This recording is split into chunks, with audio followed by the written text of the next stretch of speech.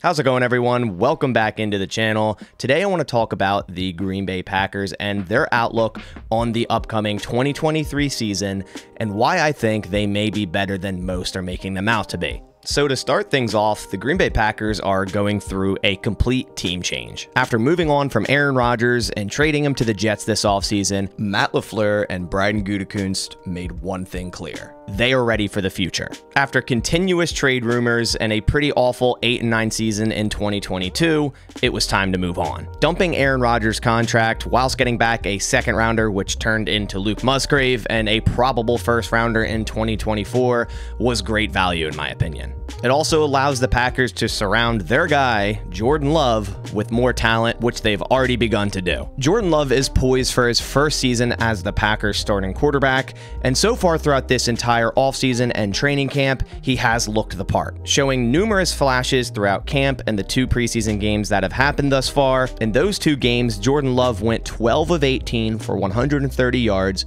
2 touchdowns, a 124.8 passer rating, and an 87.1 PFF grade. Love has certainly shown flashes on why the Green Bay Packers selected him with that 26th pick in the 2020 draft, such as firing the ball to his receivers, using his athletic ability to extend plays, and his true arm talent. Although this will be Jordan Love's first year as a starter in the NFL, I do believe he will surprise a lot of people. He has been doubted by the media ever since entering the league and has been Aaron Rodgers' shadow and now has a chip on his shoulder. Looking over the rest of the offense for the Green Bay Packers in 2023, albeit a very young offense, it's still a very skillful and talented one. Starting with 2 quality running backs, Aaron Jones and A.J. Dillon, both with their particular set of skills, Jones being an all-around running back who can drop 100 yards on the defense on the ground or in the air or both, and A.J. Dillon, a 247-pound power back who has shown flashes of his ability to be a starting running back in this league. I believe this Matt LaFleur-led offense will use the running ability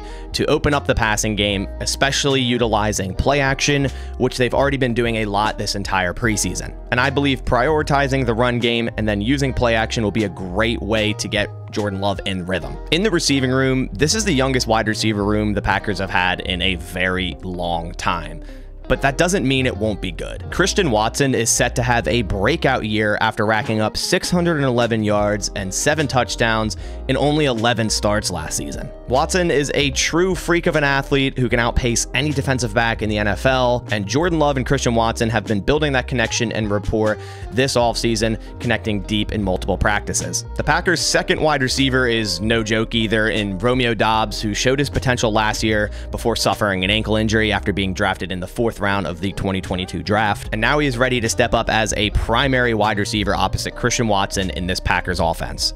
Romeo Doubs has definitely showcased his abilities so far this preseason, making multiple contested catches and being Jordan Love's go-to guy during training camp. Now, the rest of the Green Bay Packers wide receiver room is very raw and has limited NFL snaps, but rookie Jayden Reed looks like the next premier slot wide receiver in the NFL, a very technical and quick wide receiver who can attack the middle of the field. And this week of practice, he was Love's favorite target, connecting multiple times for touchdowns in practice. I'm very excited for Jayden Reed and what he can bring to this offense. I absolutely loved that 2nd round draft selection. He can be used as the slot wide receiver, a motion man for jet sweeps, or even lined up as a running back to create mismatches, a very similar role to where they used Randall Cobb in the past. Second-year wide receiver Samori Toure is also someone I'm pretty high on. Both Matt LaFleur and Packers wide receiver coach Jason Vrabel have boasted about him as well, and I also think he offers a decent ability as a slot wide receiver in this offense. And I believe Jayden Reed and Samori Toure will get snaps in this offense. Rounding out the wide receiver room are 3 other rookies, and this is if the Packers end up keeping 7 wide receivers, which is definitely in the realm of possibility. First, we have 5th-round rookie wide receiver Tay Wicks out of the University of Virginia, a very shifty outside wide receiver with a great release package and really nice route running. 7th-round rookie Grant DuBose out of Charlotte, a tall, physical, jump ball type of wide receiver who's been impressing in camp ever since coming back from his back injury. And finally, undrafted free agent Malik Heath from Ole Miss, who has blown up onto the scene, making plays all offseason and every preseason game. Just a physical playmaking type of wide receiver that has shown he deserves to be on this roster. This Packers wide receiver room is very young, but is not short on talent by any means. As for the tight end room on this offense, I love how the Packers transformed this room, completely rebuilding it by taking 2 tight ends in the top 3 rounds in a very stacked tight end draft class was the perfect answer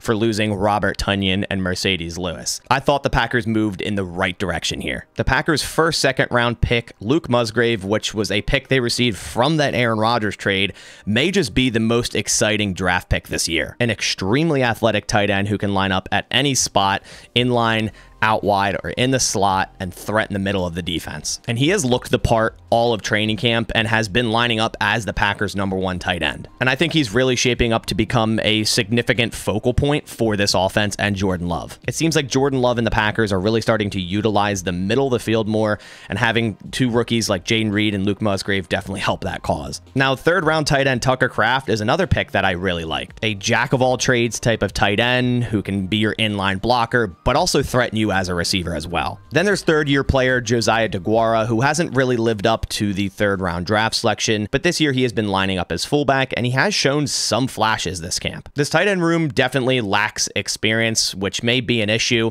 but they certainly don't lack athleticism. As for the offensive line, I think this is honestly the most impressive part of this entire Packers offense. A group loaded with depth have already showed their potential this training camp and preseason. David Bakhtiari finally seems to be healthy and capable of playing a full season with his new on-off practice schedule. Elgton Jenkins has been one of the best all-around offensive linemen in the NFL for 3 years now and can play anywhere on the offensive line if they need to. John Runyon Jr. has been a solid guard ever since taking over that starting position at right guard. And 2nd-year player Zach Tom is slated to start at right tackle and has basically excelled at any position the Packers have put him in after drafting him in the 4th round out of Wake Forest last season. Now, there are some worries about center Josh Myers, who hasn't looked that great this offseason, but I believe the rest of the talent on that offensive line will be able to pick up the slack, especially because Elgton Jenkins will be playing right next to Myers. The Packers also have an absurd amount of depth on that offensive line. Yosh Nijman, Rasheed Walker, Sean Ryan, and Caleb Jones round out that offensive line perfectly. Just recently, Rasheed Walker has been getting starts at left tackle in the absence of David Bakhtiari, and he went against the Patriots' #1 defense and looked like a true starting left tackle, achieving the highest PFF grade on that entire offensive line. Not to mention, Yosh Nijman has a ton of starts under his belt for both tackle positions.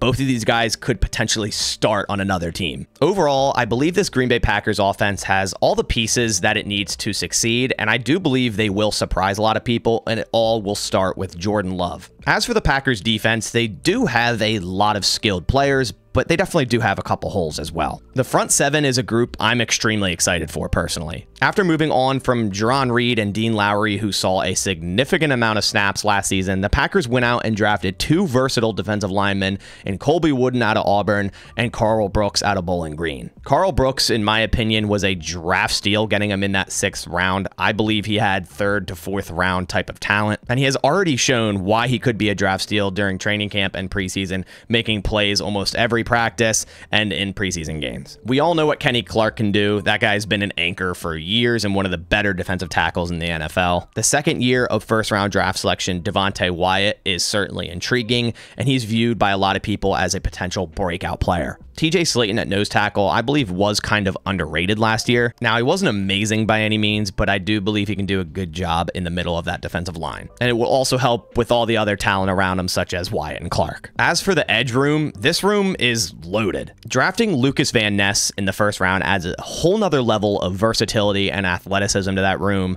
Preston Smith is coming off back-to-back 8+ sack seasons. Justin Hollins was a solid veteran add last season and has looked pretty good against the run last season and in camp this year. And JJ Enagbare looked like a draft steal last season after the Packers selected him in the 5th round, and he really stepped up after Rashawn Gary went down with his torn ACL. And he's continued that feat this offseason, having amazing practices and a spectacular game against New England. Rashawn Gary has now also officially returned fully to practice, participating in individual and team drills, and looks like he may be ready to play week 1 against the Bears. And that would obviously be a massive boost to the edge room and the defense as a whole. We all know what Rashawn Gary's capable of, and honestly, he hasn't looked like he's lost a step since that torn ACL. The Packers could also keep a 6th edge, keeping undrafted free agent Brenton Cox Jr. from Florida, who would have been a 2nd or 3rd round draft pick without the off-the-field issue and has shown those flashes this offseason so far. And I think it would be a mistake for the Packers to not keep him on their 53-man roster. Rounding out the front 7 are inside linebackers Devondre Campbell and Quay Walker. Now, Devondre Campbell is going through an ankle injury right now, but he should hopefully be ready for week 1, as he's looking to replicate his 2021 season where he's one of the best, if not the best, inside linebackers in the NFL after having an injured and down year in 2022. Quay Walker has shown flashes year 1 as a rookie, but also made a ton of mental mistakes. But he also got plenty of experience. He had the 2nd most snaps for all rookie inside linebackers. And I believe he has all the tools to become a good linebacker in this league. As for defensive backs, one area of concern for me is definitely at safety. After moving on from Adrian Amos, who was a big part of this defense, there's a big question mark in that room right now. We all know last year's safety play was pretty abysmal, and I believe it was one of the reasons why that defense simply wasn't as good as it could have been. But I do have hopes that that will change this year. They brought back Rudy Ford, who looked pretty good filling in at safety last season, and Darnell Savage also returns as he tries to get back to his rookie form. But Darnell Savage has also had a couple rough years, so we don't know which Darnell Savage we'll be getting this season. The Packers have also signed 2 veterans, John Owens, who recently was with the Texans, and Tarvarius Moore recently with the 49ers, who add much needed experience to that safety room. They also drafted Anthony Johnson Jr. in the 7th round from Iowa State, who looks like he could potentially be a solid run support safety for this defense in the future. But at the end of the day, I am worried about the safety room. We really don't know who's going to be starting at either safety position right now. The Packers have been rotating guys around a lot, and it could end up being a detriment to this defense. For the cornerback room, I'm comfortable calling this one of the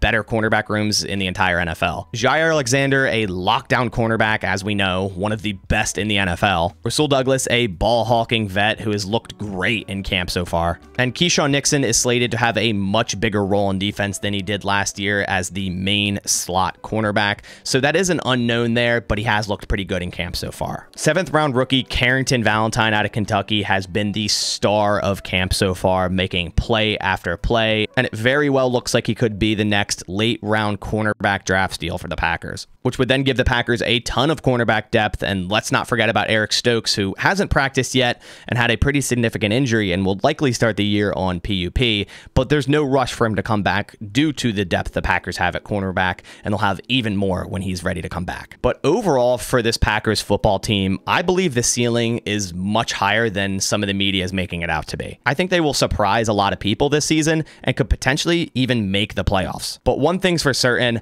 I'm definitely excited for this team, excited for Jordan Love and the future.